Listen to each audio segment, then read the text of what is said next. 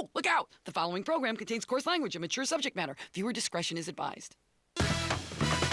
From Winnipeg, Manitoba, the CBC Winnipeg Comedy Festival presents True Stories and Other Lies, starring Chris Gibbs, Sandra Shamas, John Maloney, Derek Edwards, Mike McDonald, John Sheehan, and your host, Steve Patterson. Now, please welcome a man who is never short on tall tales, Steve Patterson. Hey! Thank you. Hello, Winnipeg. Yes. Woo! This is awesome. Hello, welcome. My name is Steve Patterson. True story. I actually host a little show on CBC Radio 1 called The Debaters. Wow. I doubt that all of you actually listen, so there's our first lie. Good work. We're working together. In any case, my prowess as the host of that show has gotten me here tonight to the Winnipeg Comedy Fest. It's my first gala that I get to host, so I am very excited about that. That is a true story.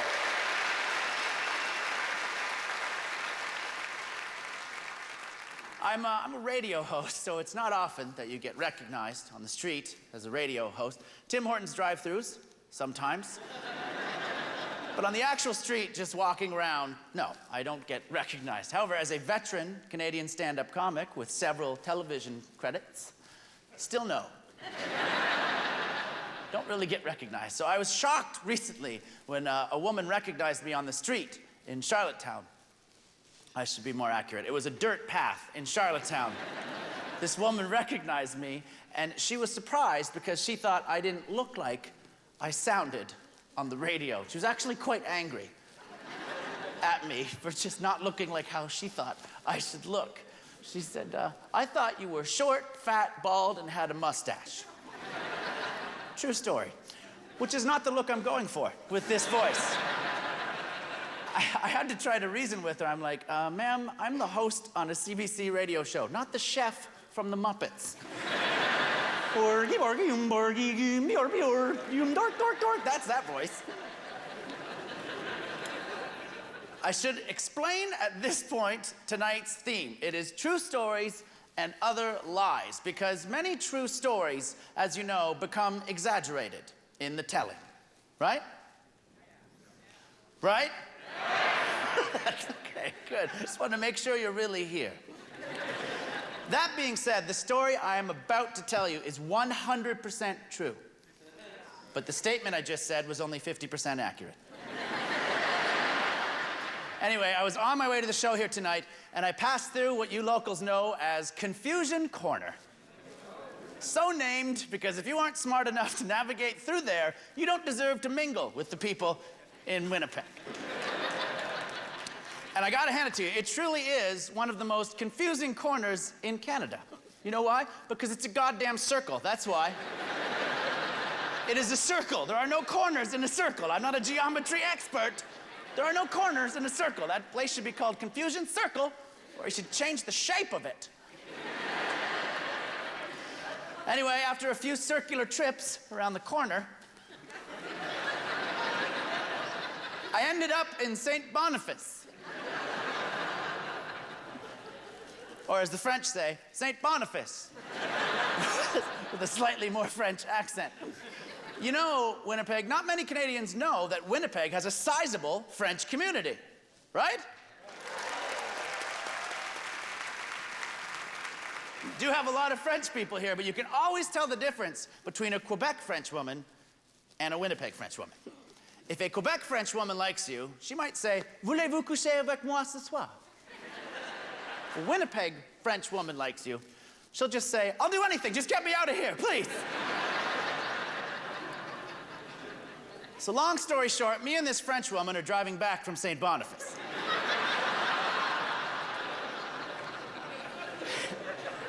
And she says, "So what are you doing in town?" And I say, "I'm hosting a big show at the Comedy Festival." And she says, "Oh, you're a comedian." And I said, "Actually, I'm host of The Debaters." Then she gave me a confused look and said, "Oh my God, you're Steve Patterson?" I'm used to this. I said, yes, yes. Let me guess, you thought that I would look like Orky, Borky, Borky. And she said, no, I didn't think you'd be Swedish.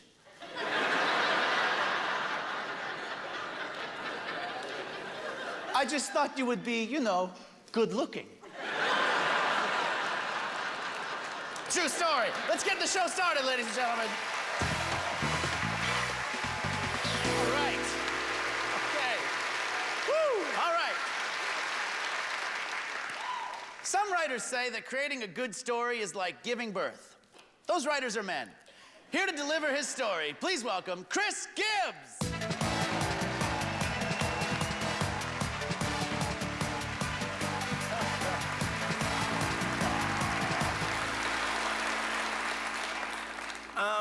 So I would like to tell you a true story about the day my son was born, or as I like to think of it, the day I made a Canadian. It was a lot easier than you think. There's just a little bit of maple syrup, a lot of beer. And then 9 months later, my son was born.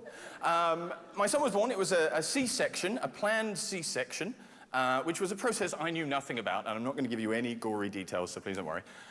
Basically, my wife and I, we walked to the hospital, which happens to be near our house, and she was whisked away to an operating theater, and I was sent to a corridor where she was with huge needles, paralyzed and numbed from the chest down. By her head is an anesthetist. On the other side of the curtain are all the real doctors. I think you know the lesson I learned straight away. Don't use the term real doctors while the anesthetist is listening.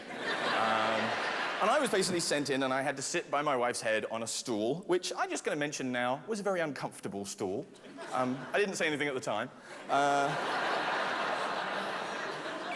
It occurred to me, I've got nothing to do. There's no reason why it can't be an armchair, except... Like, and I would get it myself. I'm not like, put the knife down, I'll get a chair. Like... Anyway, so I was like, all right, I want to know what time my son is going to be born. But there were no clocks in the operating theater. I made the mistake of looking at the anesthetist's watch. Now, most people, when they see you looking at their watch, they go, aha, you want to know what time it is. And they might leave the watch there, or they might tell you the time. This guy somehow went, wow, you're looking at my watch, and the only reason I can think of that someone would look at another person's watch is that you want to know a detailed history of my ownership of this timepiece. About it in 1958. You know, I was a young man then, if I may say young, and it was in Switzerland. And, of course, that was called Switzerland back then. It was called... And a part of me, I was thinking, wow, I can totally see why you ended up in a job where you put people to sleep for a living. And I wanted to go, I'm really sorry, I'd love to know, but miracle of life happening. But I didn't want him to go, oh, you don't want to know about my watch? Well, then maybe your wife doesn't want to be quite so uninvolved in what's happening. At this point, we didn't know we were having a boy. We hoped we were having a boy because we knew he had a penis.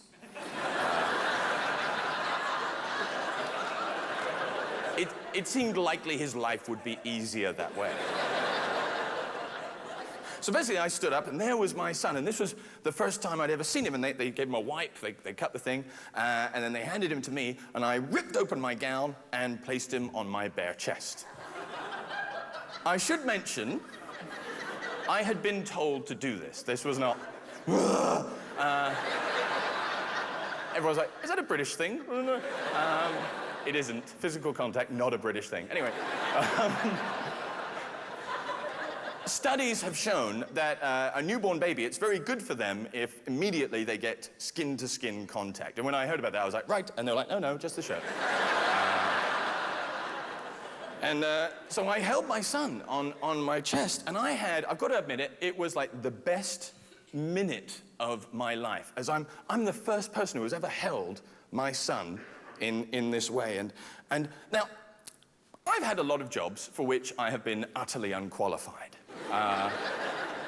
But I've never had a job I've been so unqualified for as being a father. And yet I really want to do it well, and I've been really worried about it. So I had in this 1 minute where all I'm doing is holding him, simply by holding, not dropping. And as long as I continue to have skin, I know I'm giving him everything he needs.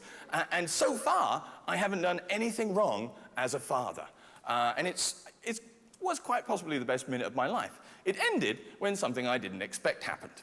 My baby starts crawling towards one of my nipples. And that was basically the last time I knew what to do as a father. Because I was like, and I'm thinking, this was not in any of the books. Nowhere did this come up. If I had even thought to ask the question in prenatal class, I suspect I would have been thrown out immediately. And, like, I want to ask someone, because usually that's what I do. There's usually tons of people around me who know better. My wife has closed her eyes. I'm like, I think maybe now is not the time to go, oh, I don't know what to do. All the people on the other side of the curtain are busy. I don't want to ask the anaesthetist, because he'll be like, oh, the word nipple comes from the Greek word nepopolis. You know, and it's thought to have magical power. So, I'm going to tell you, I didn't. Basically, that was the point I learned, that fatherhood is all about tough choices, and I made the tough decision that my son's first experience in life would not teach him that life is just like sucking on a dry, hairy nipple. Even though, let's be honest, sometimes it is. Well, thank you very much, and good night. Next up, Sandra Shamas is raging against aging. It's True Stories and Other Lies on the CBC Winnipeg Comedy Festival.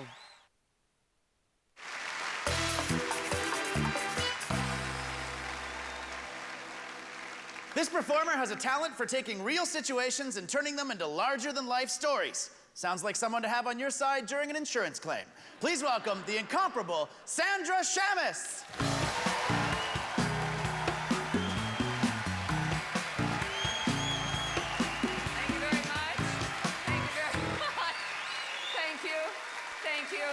Thank you, Winnipeg. When I turned 40, I felt like I'd won a foot race. I felt like I was so relieved to turn 40, because 39 was such a hideous little waiting room of a place. So finally, 40, oh my God. And I thought, oh, this is great. And I had an emotional experience. And bear me out on this, Canada, but when it happened, I didn't quite understand it, but I was moving in a new emotional direction I like to call, I don't care.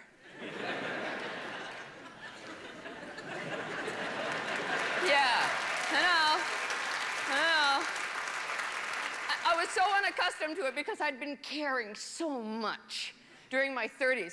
And then I thought, oh my God, and here's the thing. As I proceeded through my 40s, I cared less. I also made a commitment to myself that if I didn't mean it, I wasn't going to say it. Yeah, I am guilty of trying to be nicey nice.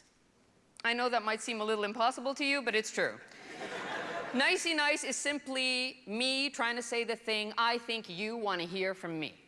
I'm sure I'm the only one here that's done it. But, you know, like, oh, I'd love to have you over for dinner. Yes, come, it would be great. Oh, please, come for dinner, come for dinner. Then I'm vacuuming going, I fucking hate those people. Oh my God. And they're gonna come over and he's gonna bore me to death with his stories, and then we're going on something to eat on top of that. Oh my God, no more. If I don't mean it, I'm not gonna say it. I noticed physical changes too. My eyes. What happened to my eyes? It's like the warranty ran out, you know, like ka-chunk.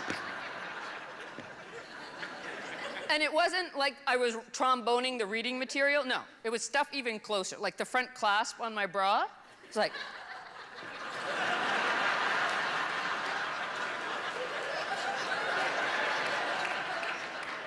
Then I couldn't see the hair on my nipples anymore. Or maybe they're gone. I was watching Oprah, my 4 o'clock goddess, and I decided to knit while I'm watching Oprah. And I realized if I look at the knitting, and then I look at the TV, and then I look back at the knitting, I started getting car sick. That episode of Oprah was all about perimenopause. The 10 exciting years before real menopause kicks in. Yeah. And they've got a perimenopausal experts on there, and they're itemizing all the telltale signs.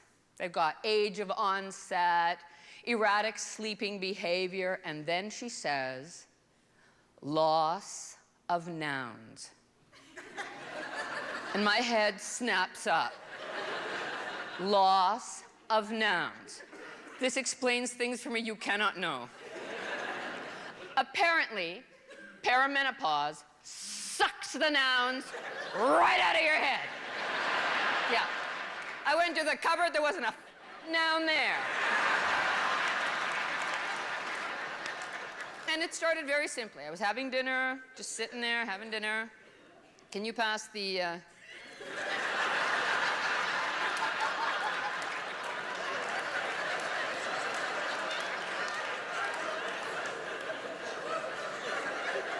And the guy is going.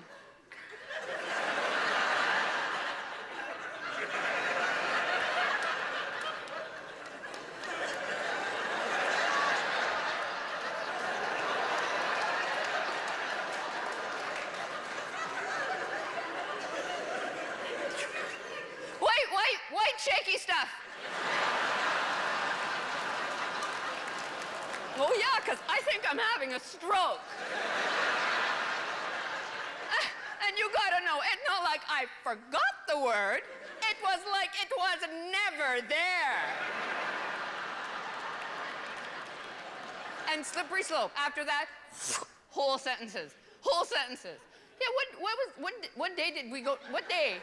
Well, what was that day? Come on, what was the day we went to that guy's place? He has that thing that you like so much, remember? It was that thing and it does the, where? It's blue!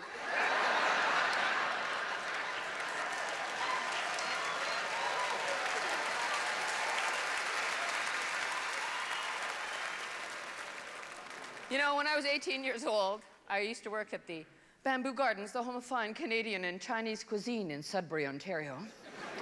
And the women there were in their 40s, and they were dealing with this issue in a very proactive manner. And I intend to follow suit, absolutely. They would say, hey, hand me that son of a bitch right there. No, the son of a whore right next to it. What the hell's wrong with you? The idea is make it somebody else's problem. Yeah. I had to buy one of those magnifying mirrors, you know, yeah, you know this. 3 times and then 5 times, and one day I'll have the Hubble telescope in my home. And all of this is just to keep my eyebrows from colliding, you understand? But I'll leave you with this. This is a handy tip on those magnifying mirrors, huh? Don't do that. Don't look down, because you will never be on top again. Thank you very much.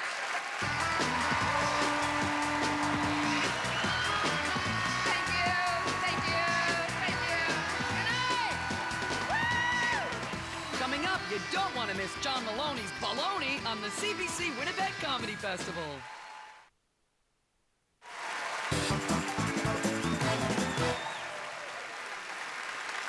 Now, Winnipeg, it's time for us all to get to know each other a little better and see if we maybe have something in common. So, how many of you have or have had at some point parents? Okay, good. Me too. I'm the youngest of 5 boys, with my oldest brother being 20 years older than me, and the next brother up being 9 years older.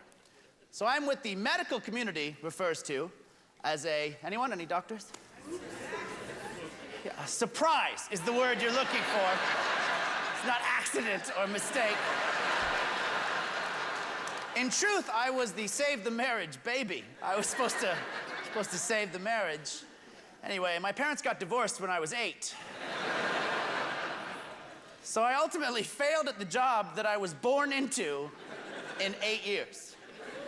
I'm exactly like George W. Bush, if you think about it. True story. This is an interesting little fact that I learned about myself. The courts awarded me to my mother after the divorce. So at one point in my life, I was actually a prize. I remember breaking up with the girlfriend once, and she said, well, you're no prize yourself. I said, actually, I am. And I have court documentation to prove it. Unfortunately, shortly after the divorce, my mom lost her job, and then systematically, everything got cut off in the house. The phone, the heat, and finally, the cable. And when the cable got cut off, that's when I went to live with my dad, because who wants to live without cable? It's a true story. It's not funny, it's just true. The good news when I went to live with my dad was that he was not broke. But the bad news was he was not broke because he was the cheapest man in the world. I'm sure some of you grew up with cheap dads, but I don't think you can compare to this. This is how cheap my dad is. He demands that every visitor to his house, to this day, every visitor must bring the screen door closed behind them. You cannot let the door close at its own pace. My dad honestly believes that that is energy escaping from the house that he has already paid for. But he can't just say, would you please close the door? That's not colorful enough for my dad. This is what he yells to every visitor to the house to this day. Hey, the door's not an arsehole. It doesn't shut by itself. I also used to miss the school bus a lot when I was growing up because I hate waking up in the morning. I would miss the school bus pretty much 3 out of every 5 days. That's almost 50% of the time. I missed a lot of math class, true story. So my poor dad was worried about me. I remember he sat me down, had to talk to me about my future. He said, honestly, Stephen, what are you gonna do? Are you gonna find a job where you don't have to wake up in the morning? And I remember saying, I swear to God, I said, God, I hope so. And I remember, this is a true moment we had, a tender moment recently, a dad, just a random dad. My dad came to a show that I was doing. It was at a nice theater like this. And he came into the dressing room after, and he said, well, son, you did it. I'm very proud of you. You're doing what you love to do. Congratulations. And I said, thanks, Dad. And by the way, the dressing room door is not an arsehole. It's not gonna shut by itself. Get out! True story. All right, let's continue with the show.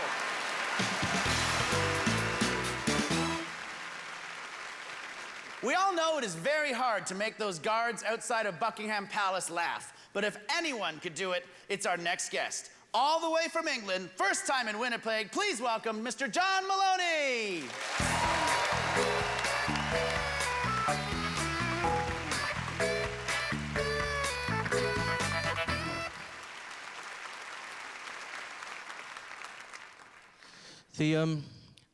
The first time that I was mistaken for a lesbian,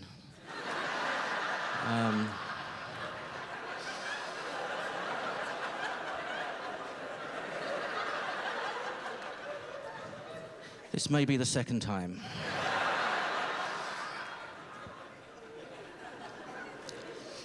It's a true story. I'll tell you a true story. I was recently standing outside my local supermarket, and there was a feckless youth of today standing outside the supermarket. Feckless he was. He was 18 or 19 years old, a head full of pipe dreams and a mouth full of double negatives, and he was standing there with a tin in his hand, and on the tin was writ PDSA, the People's Dispensary for Sick Animals.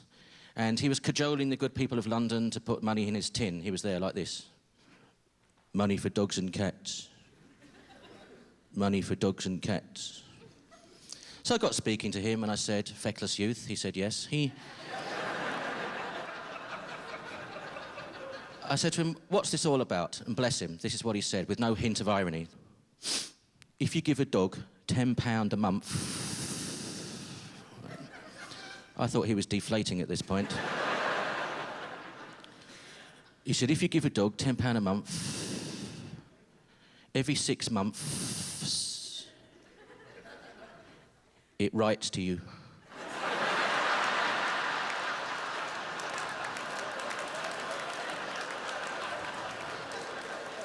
This concerns me on 2 levels. Level 1, he's allowed to vote. Level 2, what is the dog going to put in the letter? How busy are they? Dear John, woke up, licked my testicles. Tomorrow, I'm considering wiping my ass backwards down the stairs.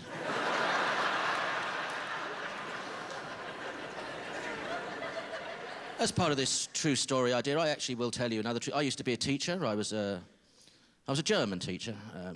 I wasn't German when I was a teacher. I wasn't taking over other classrooms for no apparent reason.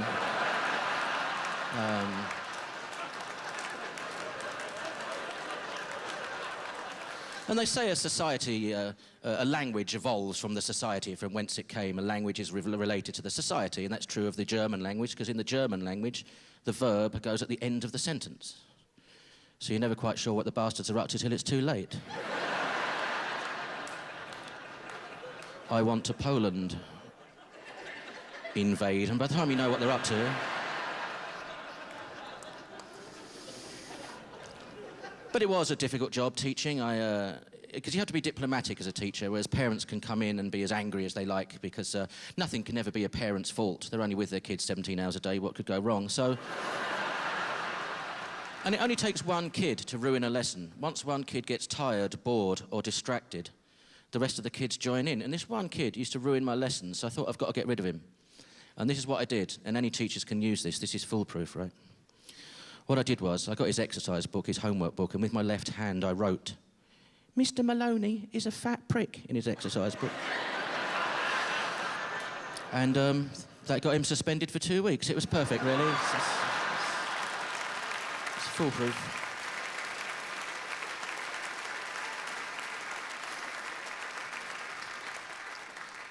You should have seen his face at the end of school. "Sir, I didn't do it." Yeah, I know.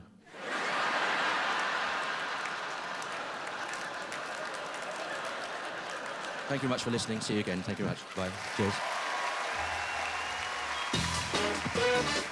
Coming up, Derek Edwards lets his chin wag with a dog's tail. It's the CBC Winnipeg Comedy Festival.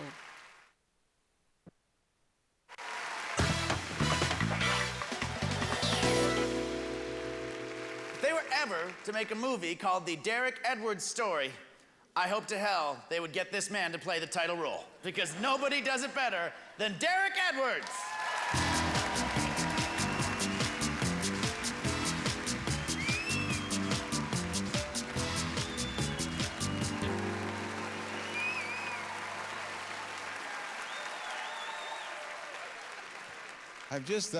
I'm out of the loop.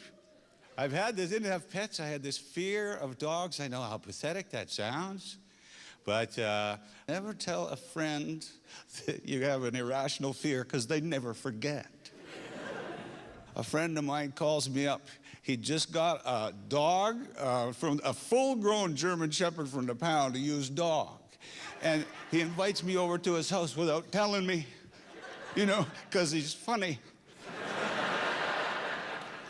And I tap on the door and I hear a sound I can't duplicate, something like, "Oh."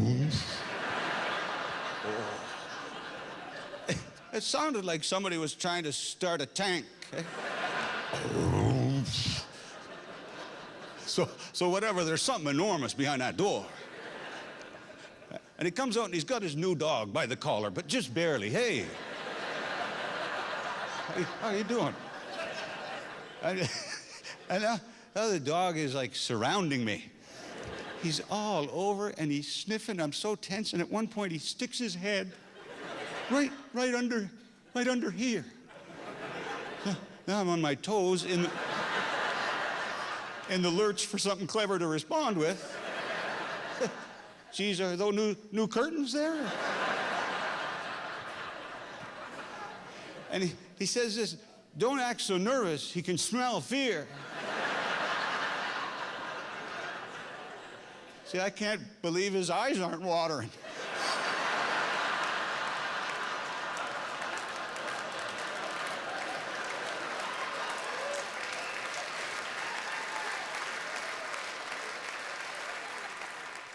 So finally the dog's now he's sitting 3 feet away staring at the new guy. And my buddy goes, "Just don't get up too quick." And all I want to tell him is, "Hey, it's a dog. Put him in the goddamn basement." I mean, what other rules are there in this nut house? Oh, yeah, and don't use adverbs. Yeah. Goes right for the throat. Okay, I'll just sit here quietly. Jesus, quiet like.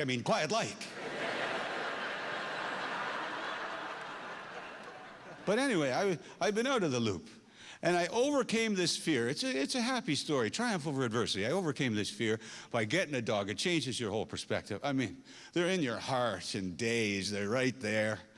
The only thing I didn't know was the expenses. So we had to take him in. Rules were you got to take him in for a shot. He's supposed to have an inoculation. We bring him in. She had a different thing in mind. She wanted to give him 10,000 needles. So that's it. I'm in her hands now. So she's got the dog there, and she's pokey, fling, pokey, fling. It's like a little barn dance. There's a rhythm to it. Pokey, fling, pokey. Hey, but it was $20 a stab. I'm going, that's my rent money going to trash there. Pokey, fling, pokey, unending. Now I'm getting angry and curious at the same time. Okay, what's that one for? Diphtheria. Oh, yeah. Okay, what's that one? That's for whooping cough. Jesus Christ, the dog can't whoop. Have you lost it? So what's that one there for? Dutch elm disease? No, that's for Lou Gehrig's disease.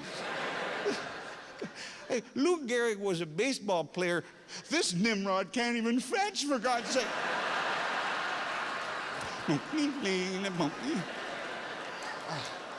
So I didn't know this rule. In the city, you have to get your dog neutered. I felt guilty bringing him back to that woman.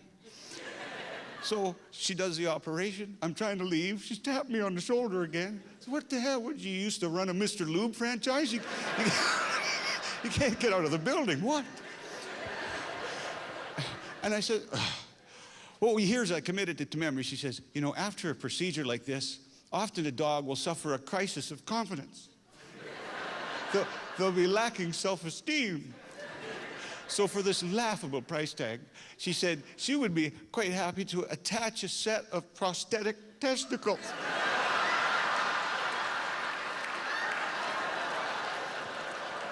They call them newticles.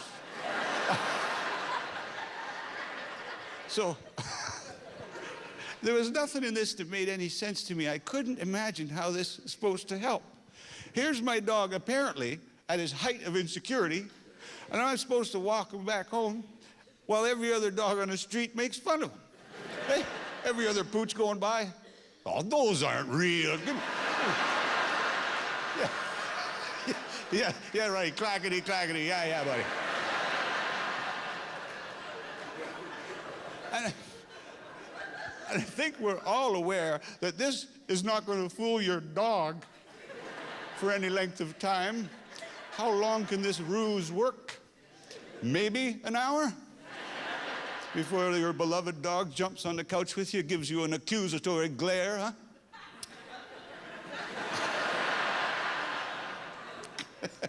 Tasties.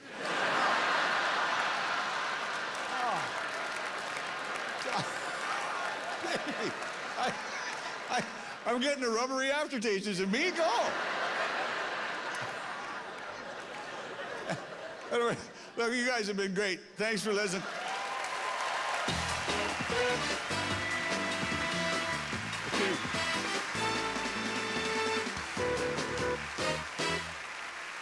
If you look up the word legend, you'll see it can either be a great story or a person highly accomplished in their field. Tonight, we get both. Please welcome Mike McDonald.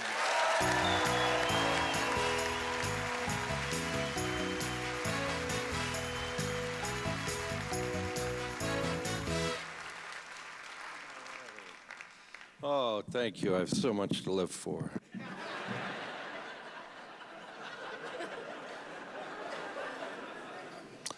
Always spot a good group when they get that one off the top. All righty. The rest of you, the sooner you spot the irony in my act, the more fun we're gonna have. All right. For those of you who've never seen me before, I don't use this bag in my act. I just don't trust the other performers. It's nice to be asked back on the Winnipeg Comedy Festival. You know, I think there's only two kinds of comedians. diagnosed and undiagnosed. About 16 years ago, I was diagnosed as bipolar manic depressive. And I also suffer from a very, very mild form of Tourette syndrome, but it's only when I'm driving or watching hockey. Huh? A lot of guys, yeah, I think I have that too. But yeah. I knew nothing about bipolar manic depressive until my doctor explained it to me. He goes, what you have is a chemical imbalance. And I go, oh, well, that makes sense. All the chemicals I used to take. Of course it's imbalanced now. And, it makes perfect sense. I mean, I've always thought that God's favorite humor is irony. So what better malady for a comedian than bipolar manic? They liked that joke. They didn't like that joke. They liked that joke. They didn't like The day before I was diagnosed, being bipolar manic depressive, I was fortunate that they convinced me to go to the hospital and where they checked me into the Psych ward for a mandatory 72-hour suicide watch. Yeah. I think this story's pretty true.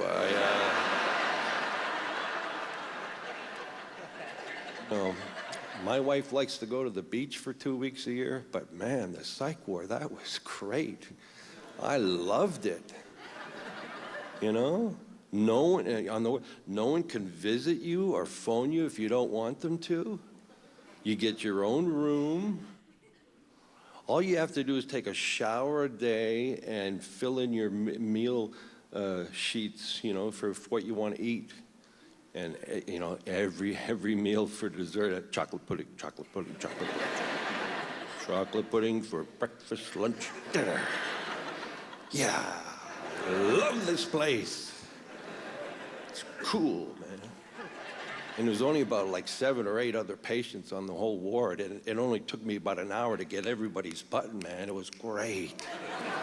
Oh, man, they had this one kid, all I had to do was, and he was laughing his ass off. This other kid, he was like a Jesus freak. He had a Bible with him all the time, and I'd go, I hate Jesus. Oh, take that back. All right, forgive me. Yeah, okay. He was like, same thing. Yeah. Never got tired of that, man. It was cool. It was like Jack Nicholson and One Flew Over the Cuckoo's Nest, man. It was great. At the end of the 72 hours, my doctor came up to me and he said, look, it's been 72 hours, so now you have to go. And I go, wow, I really kind of like this place. I'd like to stick around a little bit longer. Is there any way I can stick around a little longer? And he goes, well, as your doctor, I can't ethically or morally tell you how to stay here longer. And I went, oh, I get it. I want to kill myself. Sign here, initial. And I stayed for 2 weeks. It was the best vacation I ever had. Thank you very much. God bless. Good night. Stay tuned, because John Sheehan's drinking story raises the bar. It's True Stories and Other Lies when the CBC Winnipeg Comedy Festival continues.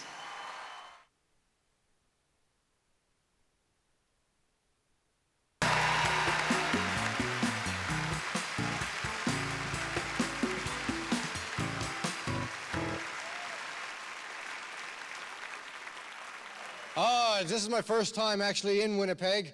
I'm excited to be up here, but it's Saturday night, and that means I had to give up family night, which is awesome. But we got a pretty close family. The thing is, it's important to me not only to be a good husband, to be a good dad, especially to the 16-year-old. I thought, what can I do to bond with him? How can I bond with a 16-year-old? And I thought, video games. I used to be good at video games. I'll play video games with him, we'll have a connection. So I sat down and played this game, Call of Duty 4. It's a war game. 30 seconds in, I get killed. I said, what happened? There was nothing on the screen. He said, he shot you from behind.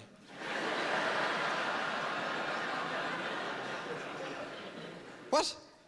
Yes, he said it's a 3D environment. He could have shot you from up in a tree, behind a tank, in a tower. Could have shot you from anywhere. This kind of thing never happened to Mario. A turtle will come slowly at you. You jump over it. Down a few shrooms, you were good to go. You know? It's great because he's at the age now where he's going out and going to parties, and I'm not naive. I know he's going to be at certain things. I know he's going to try a few drinks. I know that, you know. I just hope he doesn't take it too far. You ever go beyond self-recognition when you drink? I was at a house party and had a bit too much. Walked into the bathroom and they had one of those full-length mirrors on the shower. Excuse me.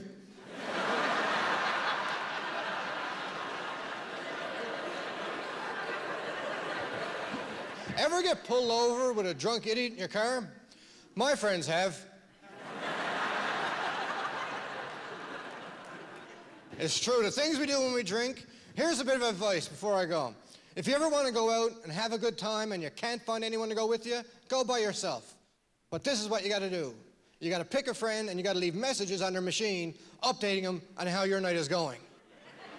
I was living with a friend of mine, Mike Power, a few years ago, and Mike had just gone home for the weekend. I had gotten some good news at work. I wanted to go out and have a good time. Everyone else was busy, they were working, whatever. So I decided to go by myself and leave messages for Mike, updating him on how my night was going. And it started off innocently enough.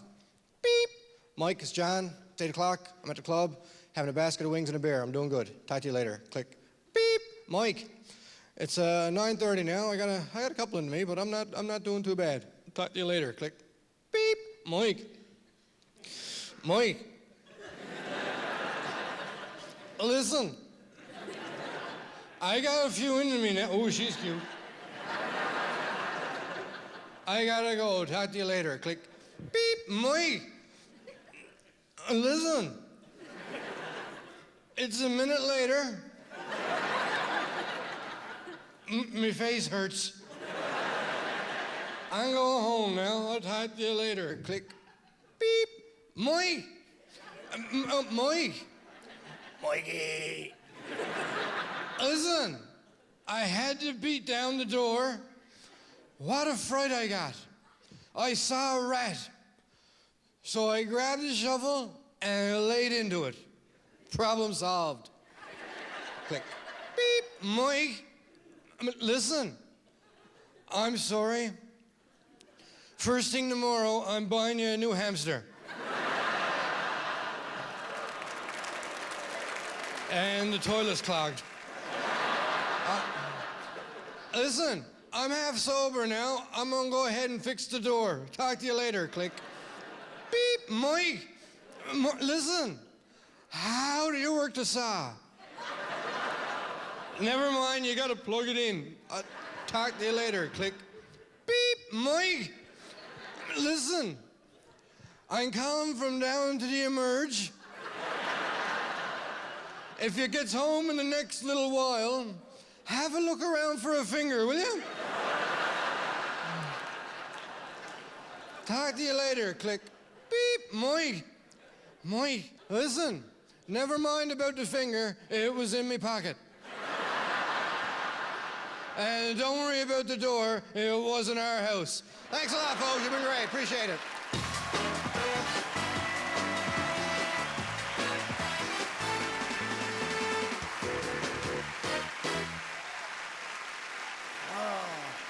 All right, gotta get ready. We just have one more quick, important announcement. Long story short, that's it. The show's over. True story. Good night, everybody.